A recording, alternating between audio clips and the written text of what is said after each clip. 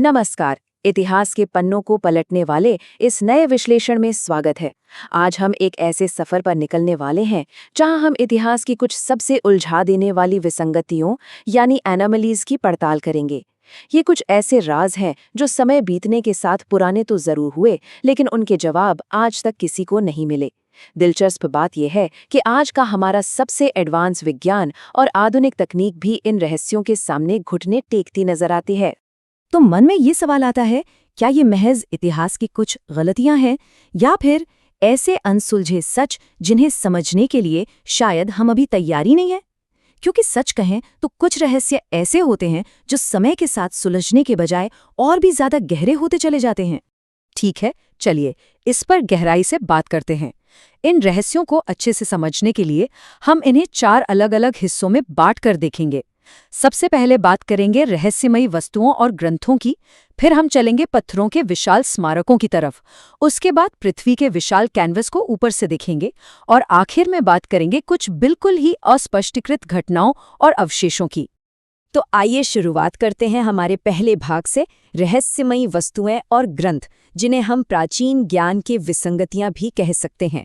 इसमें हम उन भौतिक चीज़ों को देखेंगे जो मानव बुद्धिमत्ता और हमारी आज की टेक्नोलॉजी की पूरी टाइमलाइन को सिरे से नकार देती हैं। टाइमलाइन पर नज़र डालें तो वॉयनिच मैन्यूस्क्रिप्ट का केस सच में दिमाग घुमा देने वाला है। कहानी कुछ यूं है कि 1912 में इटली में एक rare books dealer Wilfrid Voynich को एक अजीब सी किताब मिली। बाद में जब इसकी कार्बन डेटिंग की गई तो पता चला कि ये 1400 से 1440 के बीच लिखी गई थी, यानी ये किताब लगभग 600 साल पुरानी है।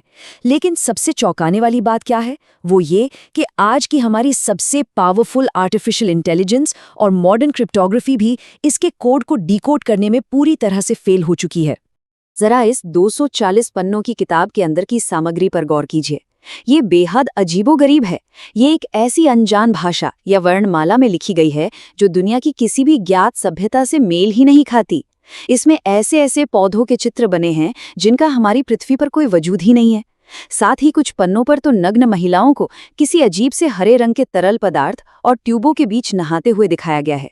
ये किसी बेहद एडवांस्ड या यूं कहें कि अज्ञात तकनीक की स्केच जैसा लगता है। क्या ये किसी और दुनिया का विज्ञान है या फिर किसी खोई हुई प्राचीन सभ्यता का संदेश? सच कहूं तो ये आज भी एक बहुत बड़ी अनसुलझी पहेली है। अब जरा एक और सवाल पर विचार करें, क्या 2000 साल पहले, एक ऐसे दौर में जब इंसानों के पास ढंग के बुनियादी धातु के उपकरण तक नहीं थे, तब कोई कंप्यूटर मौजूद हो सकता था? सुनने में एकदम नामुमकिन लगता है ना, लेकिन ये नंबर 37 इसी बड़े रहस्य की चाबी है। दरअसल 1901 में ग्रीक गोताखोरों को समुद्र में डूबे एक जहाज से लोहे का एक जंग लगा हुआ टुकड़ा मिला जिसे एंटिकाइथेरा मैकेनिज्म कहा जाता है। जब इसकी एक्सरे इमेजिंग की गई तो जो दिखा वो सच में हैरान करने वाला था। इस 2000 साल पुरानी मशीन के अंदर ठीक 37 गियर फिट थे। ये कोई आम धातु का टुकड़ा नहीं था, बल्कि एक बेहद एडवांस्ड एनालॉग कंप्यूटर था। ये सूरज और चांद की गति को कैलकुलेट कर सकता था, ग्रहों की एकदम सटीक भविष्यवाणी कर सकता था और यहाँ तक कि ओलंपिक खेलों की सटीक तारीखें भी बता सकता था। ये अंतरिक्ष और समय का एक ऐसा प्राचीन कैलकुलेटर है जो हमारे इतिहास की पूरी समझ को ही हिलाकर रख देता है। चलिए अब आगे बढ़ते हैं और देखते हैं कि ये सिलसिला कैसे और बड़ा होता है। हमारा दूसरा भाग है पत्थरों के विशाल स्मारक यानी प्राचीन इंजीनियरिंग की विसंगतियां। रहस्यमय छोटी वस्तुओं से निकलकर अब हम उन विशाल भौतिक संरचनाओं की ओर चलते हैं जहां प्राचीन इंजीनियरिंग ने कुछ ऐसा कर दिखाया जो आज के समय में भी लगभग नामुमकिन सा लगता है। मिस्र में गीजा के पिरामिड तो हमेशा से ही रहस्यों का गढ़ रहे हैं, खासकर वो 4500 साल पुराना खुफू का पिरामिड। अब सबसे बड़ा चैलेंज ये था कि पिरामिड को बिना तोड़े या नुकसान पहुंचाए उसके अंदर आखिर कैसे देखा जाए। इसका जवाब मिला 2017 में, जब स्कैन पिरामिड्स मिशन ने एक एकदम कटिंग एज तकनीक का इस्तेमाल किया जिसे म्यूऑन रेडियोग्राफी कहते हैं। ये कमाल की तकनीक कॉस्मिक किरणों का इस्तेमाल करके बिना किसी भी तरह की तोड़फोड़ किए मोटी से मोटी दीवारों के आर पार देख सकती है। और फिर इस तकनीक ने जो खोज निकाली उसने दुनिया भर के वैज्ञानिकों के होश उड़ा दिए। पिरामिड के अंदर एक विशाल छिपी हुई जगह या वॉइड मिला, और ये कोई छोटी मोटी जगह नहीं है, ये लगभग एक कमर्शियल हवाई जहाज जितनी लंबी है। अब कई थ्योरीज सामने आती हैं। क्या ये कोई गुप्त निर्माण का रास्ता है, या फिर कोई ऐसा शाही मकबरा जिसमें आज तक किसी ने कदम नहीं रखा? या हो सकता है कि ये किसी प्राचीन तकनीक को छुपाने का कोई सीक्रेट वॉल्ट हो? क्योंकि पिरामिड के उस हिस्से में भौतिक रूप से जाने की अनुमति नहीं है, इसलिए ये विशाल कक्ष आज भी एक बहुत बड़ा रहस्य ही बना हुआ है। प्राचीन इंजीनियरिंग का एक और अचंभित कर देने वाला उदाहरण पैसिफिक ओशन के बीचों बीच स्थित ईस्टर आइलैंड पर मौजूद है। हम बात कर रहे हैं मशहूर मोई मूर्तियों की। जरा कल्पना कीजिए, 80 टन तक भारी और 30 फीट ऊंची इन विशाल पत्थर की मूर्तियों को बिना किसी आधुनिक मशीन या लोहे के औजारों के कई किलोमीटर दूर तक ले जाया गया। आज के आधुनिक दौर में भी बिना बड़ी बड़ी क्रेन्स के ऐसी भारी चीजों को हिलाने में पसीने छूट जाते हैं। तो फिर उन प्राचीन आइलैंडर्स ने आखिर ये सब किया कैसे? ये रहस्य अपने आप में बहुत गहरा है। सदियों तक दुनिया यही मानती रही कि ये सिर्फ जमीन से बाहर निकले विशाल सिर हैं। लेकिन जब खुदाई हुई तो चौंकाने वाली सच्चाई सामने आई। जमीन के नीचे इन मूर्तियों के पूरे शरीर और धड़ दबे हुए हैं। वहां की स्थानीय किंवदंतियां यहाँ तक दावा करती हैं कि ये मूर्तियां खुद चलकर अपनी जगह पर गई थीं। कुछ का मानना है कि इन्हें द्वीप की रक्षा करने वाले आध्यात्मिक रक्षकों के रूप में बनाया गया था। कारण चाहे जो भी हो, इन्हें वहां तक कैसे पहुंचाया गया, ये आज भी एक बहुत बड़ा सवाल है। अब जरा अपना नजरिया बदलते हैं और चलते हैं भाग 3 की तरफ।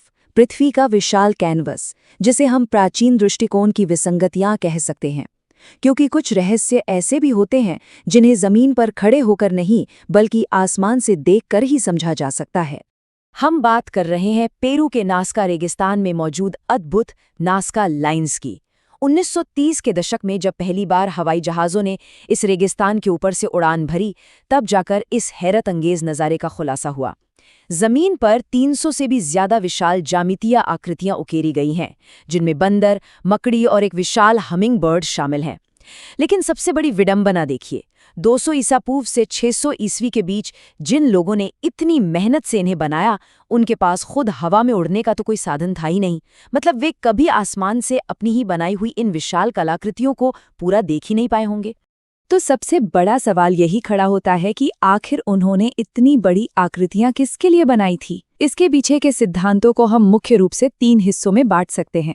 पहला, क्या ये तारे और ग्रहों के चक्र को दर्शाने वाला कोई खगोलीय कैलेंडर या जमीन के नीचे मौजूद पानी का कोई नक्शा थे? दूसरा, क्या ये इंसानी अनुष्ठानों और जल प्रार्थनाओं के लिए बनाए गए खास रास्ते थे? या फिर तीसरी और सबसे थ्रिलिंग थ्योरी के अनुसार, क्या ये आसमान से आने वाले एलियन मेहमानों के लिए लैंडिंग मार्क्स थे? इतनी बड़ी स्केल और परफेक्शन पर काम करने का असली मकसद आज भी पूरी तरह से स्पष्ट नहीं हो पाया है। चलिए अब इस विश्लेषण के आखिरी और सबसे दिलचस्प पड़ाव पर चलते हैं। भाग 4, अस्पष्टीकृत घटनाएं और अवशेष, भौतिकी और विश्वास की विसंगतियां। इसमें हम उन रहस्यों को खंगालेंगे जो प्राकृतिक नियमों और हमारे ऐतिहासिक विश्वासों की समझ को ही पूरी तरह से चुनौती दे डालते हैं। और ये बहुत ही शानदार तरीके से इलस्ट्रेट करता है अटलांटिक महासागर के बरमूडा ट्रायंगल को, जो आज भी विज्ञान और मिथक के बीच झूल रहा है। एक तरफ हमारे पास बिल्कुल रैशनल साइंटिफिक थ्योरीज हैं जो कहती हैं कि यहाँ की अजीब चुंबकीय विसंगतियों की वजह से जहाज़ों के कंपास खराब हो जाते हैं, या फिर समुद्र के तल से निकलने वाली मीथेन गैस पानी के घनत्व को कम कर देती है, जिससे जहाज डूब जाते हैं। वहीं दूसरी तरफ फ्रिंज थ्योरीज हैं जो मानती हैं कि ये एलियंस का कोई एब्डक्शन बेस है, या फिर खोए हुए अटलांटिस शहर की कोई बहुत ही एडवांस टेक्निक यहाँ काम कर रही है। सिद्धांत अपनी जगह है, लेकिन कुछ घटनाएं ऐसी हैं जो विज्ञान की समझ से बिल्कुल परे लगती हैं। इसका सबसे कुख्यात उदाहरण है 1945 का फ्लाइट 19 केस। अमेरिकी नेवी के 5 बम वर्षक विमान और उन्हें ढूंढने गया उनका रेस्क्यू प्लेन, सबके सब हवा में ही बिना किसी सुराग के गायब हो गए। इसी तरह यूएसएस साइक्लॉप्स नाम का जहाज भी बिना कोई डिस्ट्रेस सिग्नल दिए लापता हो गया था। प्राकृतिक कारण अपनी जगह सही हो सकते हैं, लेकिन आज तक ना तो कोई मलबा मिला और ना ही कोई शरीर जो इन घटनाओं की पूरी तरह से व्याख्या कर सके। हमारा अगला विषय एक ऐसा ऐतिहासिक अविशेष है जहां धर्म और विज्ञान दोनों आमने सामने आकर खड़े हो जाते हैं। हम बात कर रहे हैं श्राउड ऑफ ट्यूरिन की। एक तरफ इसका गहरा धार्मिक महत्व है। कई लोगों का अटूट विश्वास है कि यह वह कफन है जिसमें यीशु मसीह को दफनाया गया था। क्योंकि इस कपड़े पर बनी छवि और उस पर मौजूद घाव बिल्कुल बाइबल के क्रूसिफिकेशन के विवरण से सटीक मेल खाते हैं। वहीं दाईं ओर देखें तो वैज्ञानिक विश्लेषण है। 1988 में की गई कार्बन डेटिंग का दावा है कि यह कपड़ा केवल 700 साल पुराना है।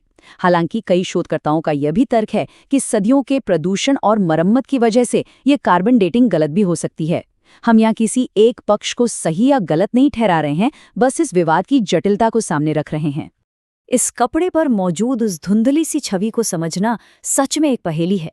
तो क्या ये एक अकथनीय अलौकिक छाप है या फिर मध्ययुगीन काल के किसी बेहद प्रतिभाशाली कलाकार द्वारा बनाया गया भ्रम का एक मास्टर क्लास? ये एक ऐसा रहस्य है जहां विज्ञान और आस्था एक बिंदु पर आकर टकराते जरूर हैं, लेकिन कोई भी एक पक्ष दूसरे को पूरी तरह से खारिज नहीं कर पाता। ये रहस्य आज भी जस का तस बना हुआ है। इस पूरे विश्लेषण के अंत में एक बात तो बिल्कुल साफ हो जाती है, चाहे हम आज की दुनिया में सबसे पावरफुल आर्टिफिशियल इंटेलिजेंस का इस्तेमाल कर लें या फिर कॉस्मिक रे इमेजिंग जैसी आधुनिक तकनीक का, मानव इतिहास और इस दुनिया के रहस्य हमारी आज की वैज्ञानिक समझ से कहीं अधिक गहरे और जटिल हैं। हमारे सबसे एडवांस्ड टूल्स भी अभी तक इन पहेलियों का पूरा सच बाहर नहीं निकाल पाए हैं। और अब जाते जाते एक अंतिम विचार। जरा सोचिए, अगर कल कोई एक ऐसी नई खोज हो जाए जो हमारे पूरे मानव इतिहास को फिर से लिखने पर मजबूर कर दे, तो इनमें से कौन सी विसंगति उस नए सच की कुंजी साबित होगी? क्या वो वॉयनेज की वो अजीबोगरीब किताब होगी, पिरामिड के अंदर का वो छिपा हुआ वॉल्ट, या फिर नासका की वो विशाल आकृतियां? इसी सवाल के साथ हम आज के इस विश्लेषण को यहीं समाप्त करते हैं। जानने और सीखने की इस जिज्ञासा को हमेशा ऐसे ही जगाए रखें।